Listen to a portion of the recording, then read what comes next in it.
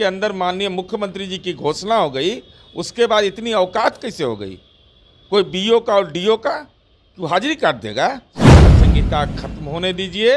आश्वासन समिति बैठी हुई है, उन तमाम पदाधिकारियों को बुला करके विधायिका की शक्ति का एहसास करा देंगे कि विधायिका में ताकत क्या है। शासन समिति को इतना अधिकार है कि आपको एहसास हो जाएगा, दंड जो निर्धारित होगा ना, तो कोई बचाने वाला नहीं मिलेगा, न्यायपालिका भी आपको कोई राहत नहीं देगा। मंत्री के निर्देश की अवहेलना कर करके वो तैयार रहें, अपना नौकरी के लिए अपनी नौकरी की चिंता जरूर करेंगे। आप न्यूज़ फोनेशन देख रहे हैं, मैं हूं आपके साथ वंदना।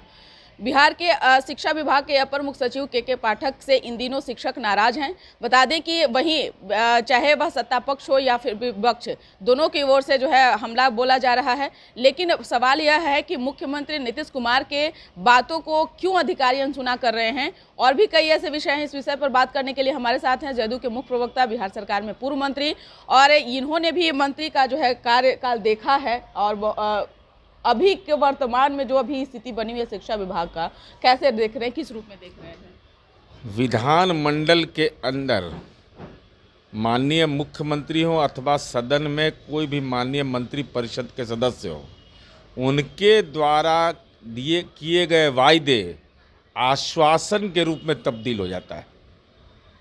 कोई भी, जिसे मान लीजिए सड़क बनना है, और अगर माननीय मंत्री ने यह कह दिया कि इस वित्तीय वर्ष में सड़क बनेगा, तो आश्वासन हो गया।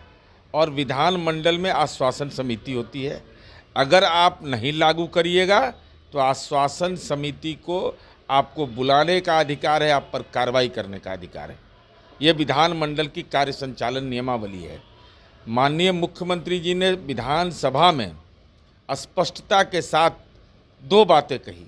एक कहा कि भाई हम लोग विद्यालय में 10 बजे के पहले 15 मिनट और 4 बजे के बाद, और कहा कि अगर कोई गड़बड़ करेंगे तो नपेंगे। ये दोनों चीज़ें वीडियो निकाल लीजिएगा। तो जो भी पदाधिकारी किसी के भय से, धौंस से, अगर शिक्षकों का माननीय मुख्यमंत्री के द्वारा दिए गए सदन में निर्देश का अनुपालन नहीं कर रहे हैं, आचार संहिता खत्म होने दीजिए।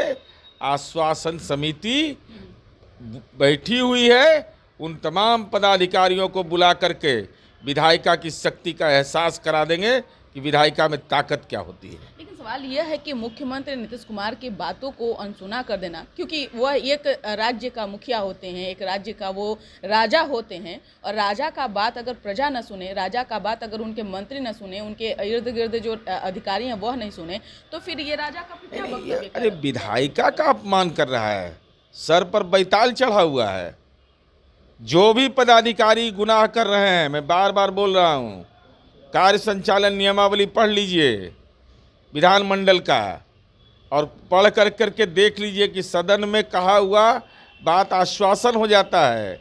सदन के अंदर आश्वासन समिति रहती है, और आश्वासन समिति को इतना अधिकार है कि आपको एहसास हो जाएगा, दंड जो निर्धारित होगा ना, तो कोई बचाने वाला नहीं मिलेगा, न्यायपालिका भी आपको कोई राहत नहीं देगा। पिछले दफ़े जब आपसे हमारी बात हुई थी तो आपने भी टाइमिंग को लेकर के कहा था, तब हमने फिर सर्वे करने का कोशिश उसमें यही चीज़ निकला कि जो अधिकारी हैं, जो उनके चापलूसी जो कहिए एक तरह से, वो जो करने वाले हैं, बीडीओ डीओ कौन कौन होते हैं, वो सारे अधिकारी अपने दूत को बना करके 7:45 बजे ही भेज देते हैं स्कूलों में, और अगर 7:45 बजे तक शिक्षक अगर हाजिर नहीं रहें तो उनका जो उस दिन का जो वेतन रहता है वो काट दिया जाता है। होली के दौरान होली की छुट्टी नहीं दे करके ट्रेनिंग दिया गया 20,000 शिक्षकों को। हमने यह सवाल किया कि भाई शिक्षा विभाग के पदाधिकारी का छुट्टी क्यों नहीं रद्द करते हैं, तो बड़ा गहरा असर हुआ, शिक्षा विभाग के छुट्टी को रद्द कर दिया सब पदाधिकारियों को। अब ये लोग को तो मैंने क्या कहिए, आदेश जारी कर करके, और किसको जिम्मेवार ठहरा रहे हैं? भाई 8, 9, 10 बजे से स्कूल है, 9:45 पे पहुंचना है, किसके इजाज़त से काट रहे हैं आप 8:30 बजे, 9 बजे हाजिरी, 9:30 बजे? कौन होते हैं आप? जब सदन के अंदर माननीय मुख्यमंत्री जी की घोषणा हो गई, उसके बाद इतनी औकात कैसे हो गई? कोई बीओ का और डीओ का क्यों हाजिरी काट देगा? विधायिका का अपमान कर देगा तो लोकतंत्र बचेगा? विधायिका सर्वोच्च है, सदन में कहा गया आश्वासन, और आप क्या हैं? इतना भी जानकारी अगर जिला शिक्षा पदाधिकारी को और प्रखंड शिक्षा पदाधिकारी को नहीं है, तो जब विधायिका जब कानूनी रूप से जब आपका गर्दन पकड़ेगा तो उस समय बचाने का कोई पदाधिकारी नहीं आएगा, कोई नहीं बचा पाएगा। इतनी कड़ी कार्रवाई होगी ना कि आपको एहसास नहीं होगा कि डीओ से बीओ कैसे बना जाता है। दंड का कार्रवाई निर्धारित करने का अधिकार है विधायिका को। इसलिए धैर्य से रहिए, चैन से रहिए, और आचार संहिता खत्म होगा, उसके बाद ऐसा इलाज करेंगे कि डीओ और बीओ का जो लोग हाजिरी काट रहा है कि फरमान मानते हो ना, मुख्यमंत्री जी के फरमान का असर नहीं है और दूसरे के फरमान का असर है, तो वो बचाने के लिए आएंगे। जरा तो देखेंगे कि बचाएगा कौन, कौन बचाएगा इन लोग को। प्रूफ के तौर पे बहुत सारे हमारे पास वो सब कुछ है। हम लोगों ने पत्र लिख दिया है, हमने माननीय नवल यादव, माननीय संजीव जी ने पत्र लिखा है, सारे डीओ और बीओ को हमने भेजा है कि भाई ये है नियमावली, सदन के अंदर ये आश्वासन है, इसकी अवहेलना करना संविधान के साथ गलत कर रहे हैं। और मैं अब खुल करके बोल रहा हूँ कि आश्वासन समिति उन बिंदुओं पर विचार करेगी जो भी पदाधिकारी हाजिरी काट रहे हैं मुख्यमंत्री के निर्देश की अवहेलना कर करके, वो तैयार रहें, अपना नौकरी के लिए अपनी नौकरी की चिंता जरूर करेंगे। क्या आप चिट्ठी के साथ साथ और भी आपने अपने आदमियों को भी लगाया है कि स्कूलों में क्या कुछ हो रहा है? बिल्कुल, हम लोग साक्ष्य जमा कर रहे हैं, साक्ष्य जमा हो रहा है, साक्ष्य तो फाइल तैयार हो गया है, अब बहुत तरह का साक्ष्य है। एहसास हो जाएगा कि विधायिका की ताकत क्या होती है। हम लोग कोई दया से आए हैं क्या, किसी के पैरवी से आए हैं? मर्जी से यही अपर मुख्य सचिव क्या है, ये चाहे अपर मुख्य सचिव का आदेश मानिएगा ना, तब माननीय मुख्यमंत्री का आदेश नहीं मानिएगा, तब पता लग जाएगा कि विधायिका की ताकत क्या होती है। बिहार में लागू नहीं है, बिहार में शिक्षा का अधिकार अधिनियम लागू है, आप राष्ट्रीय शिक्षा नीति के प्रावधान को लागू कर रहे हैं। इतना ज्ञान भी अगर नहीं है तो कौन मदद करेगा? और छुट्टी पर भी हम इनको बताने जा रहे हैं, पूरा डिटेल निकाल रहे हैं कि दुनिया के अंदर में विद्यालय का संचालन कैसे होता है, देश के विभिन्न राज्यों में कैसे संचालन होता है। ये बड़ी भारी माथा पर जो बैताल चढ़ा हुआ है ना, इनको ज्ञान दे देंगे। ऐसा थोड़े है कि दुनिया यही सबसे इंटेलिजेंट है, ज्ञानवान आदमी हैं, अब कोई वेतन काट लेंगे। पीछा करते हैं हम ना, तो हमारा आदत है, छेड़िएगा तो छोड़ेंगे नहीं। शिक्षा जगत को सुधार रहे थे, सही बात थी, आप अच्छे काम कर रहे थे, लेकिन अच्छे कामों से दूर हट करके आप कुछ और कर रहे हैं, तो क्या आप लोगों को जानकारी है इस विषय की? अच्छा काम किसको कहते हैं? जो लोगों को प्रेरित कर सके काम के लिए। यही बिहार है ना, जिस बिहार के अंदर में नरसंहार होता था तो कोई दरोगा बहाल हो गया था, कोई नया सिपाही बहाल हो गया था। माननीय मुख्यमंत्री नीतीश कुमार जी का विल पावर और पंचायती राज में आरक्षण ने बिहार के अंदर में नरसंहार को ख़त्म करा दिया। सामाजिक सद्भाव का बिहार हो गया, लोग खेती करने लगे, चैन से रहने लगे, रात में भी घर से निकलने लगे। तो एक व्यक्ति ने यह निर्णय लिया तो वह सामाजिक परिवर्तन का मानक बना। और आपको एक विभाग दिया गया तो उस विभाग के शिक्षक का दमन कर करके, उसके आत्मसम्मान पर चोट पहुंचा करके कल्पना किया कि एक बेटी और बहन जब अगजा के कल होकर के ड्यूटी पर गई, कितनी पीड़ा उसको हुई होगी।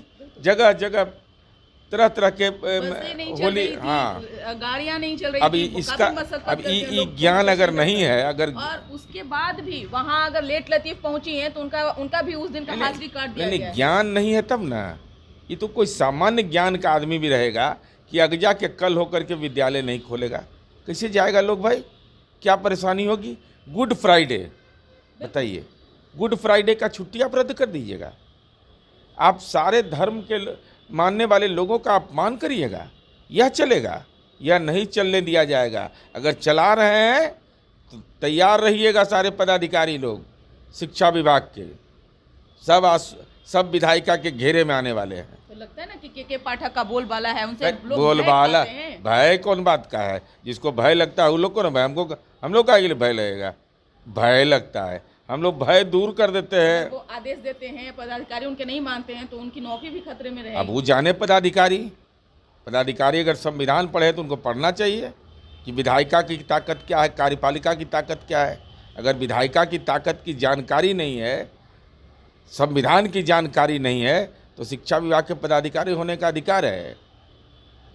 एक सवाल अभी अंतिम सवाल है कि जिस तरह से अभी के पाठक जो निर्देश दे रहे हैं और शिक्षक उस बात को मान रहे हैं, उसके बावजूद भी जो वो प्रताड़ना को झेल रहे हैं, तो क्या लग रहा है कि आने वाले वक्त में, क्योंकि शिक्षक के लिए आप हैं और आप शिक्षक के लिए हैं, तो ऐसे में कैसे समस्याओं को दूर करेंगे? शिक्षक भी इस देश के नागरिक हैं और उनको भी संविधान के तहत विहित अधिकार प्राप्त है। विद्यालय में पढ़ाना उनकी जिम्मेवारी है, जिस जिम्मेवारी का वो निर्वहन करते हैं, लेकिन मानसिक प्रताड़ना देने का औकात किसी को नहीं है। इसलिए कोई भी पदाधिकारी अगर विधायिका में दिए गए आश्वासन के खिलाफ अगर कोई भी पत्राचार या पत्र जारी कर रहे हैं, उस पर मुकम्मल कार्रवाई कर रहे हैं, तो तैयार रहिएगा। आचार संहिता के बाद आपको विधायिका के आश्वासन समिति की ताकत का एहसास भी होगा। जो लेटर आप लोगों ने लिखा है उसका असर भी दिखेगा?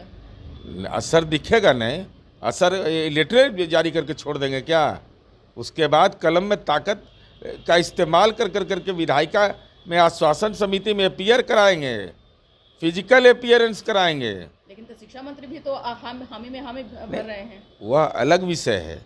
माननीय मुख्यमंत्री जी का सदन में आश्वासन है, मंत्री से बड़े होते हैं माननीय मुख्यमंत्री जी। तो आपको नहीं लगता कि आपको दिक्कत होगा नीरज जी, क्योंकि जो भी नहीं। उनके खिलाफ अरे माननीय मुख्यमंत्री जी से के साथ हम बचपन से रहे हैं ना, हम जानते न हैं कि लोकतांत्रिक प्रक्रिया में कितना भरोसा उनका है। नहीं तो ये लाइन क्यों बोलते मुख्यमंत्री जी कि जो गड़बड़ करेगा वो नपेंगे। वह सारा साक्ष्य है मेरे पास, वो सारा साक्ष्य हम रखेंगे और तब पूछेंगे पदाधिकारियों को सम्मन करके कि बताइए। घोटाला का आरोप के पाठक पर भी लगा अब ये अलग, उसकी जानकारी मुझे नहीं है, वो तथ्य की जानकारी जब तक नहीं रहेगा तब तक मैं आरोप नहीं लगाता। चलिए, बहुत बहुत शुक्रिया बात करने के लिए। तो आपने सुना कि क्या कुछ कहना था जदयू के मुख्य प्रवक्ता और बिहार सरकार में पूर्व मंत्री नीरज कुमार का, जिन्होंने के पाठक सहित जो है कई जिला में जो है बीडीओ हों चाहे और भी बीओ हों, सभी लोगों को इन्होंने पत्र लिखा है और साफ तौर पर बताया है कि आप या तो विधायिका का बात सुने या फिर आप अपने अधिकारी का बात सुनते हैं तो आपके आने वाले समय में जो है आप ही पे मुसीबत आएगा। लेकिन क्या इनके पत्र का असर दिखता है या नहीं, ये तो समय के गर्भ में। इस पर बस इतना ही। बने रहिए न्यूज़ 4 नेशन के साथ। धन्यवाद।